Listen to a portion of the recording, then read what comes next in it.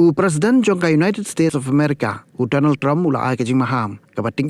bat kabakhat do, haringkat kajing berngam, kabas ngusir kaya ki Hamas, da kabaong bakani kadi kasian kabakhat do, kabau hukum bagi Hamas ki ben pelat no ki brio, ki ba kala rabor na Israel, bat ladakim pelat no mardor, ula berngam ban penyap lut plan ya borok ki dekhot jongka Hamas. Kani kajing berngam Donald Trump, kadai hadian kajing kendo jong markhmat bagi no yalam jong Hamas, bat kani kadai ru kasian ke kong baka United States, kani kendo bat ekran bat kino ki kunhun ne kiseng ki ba ka ken yaki kum kiseng le no. Trump mula hukum bak Hamas ki ben pelat no ya borok, bat baka dai ben pen pilot no ya borok ki met yap jong kitu ki belasyak rabor kiba kala penyam. Ula ong baun ai kat ke baka Israel ka dankam bahkan penkut lut no ya barok ki dekhot ke Hamas lada kim sngap ya kini ko hukum jong u. Ula pen pau ke jingsong si thang hadien ba ula yok ngau dalagi jong skor ya ke jinga thu jong kitu ki basyak rabor kiba ka Hamas kala pelat bat ula ong baka dai ke jinglek kaput. Ula ai por ki Hamas bikin mi no na Gaza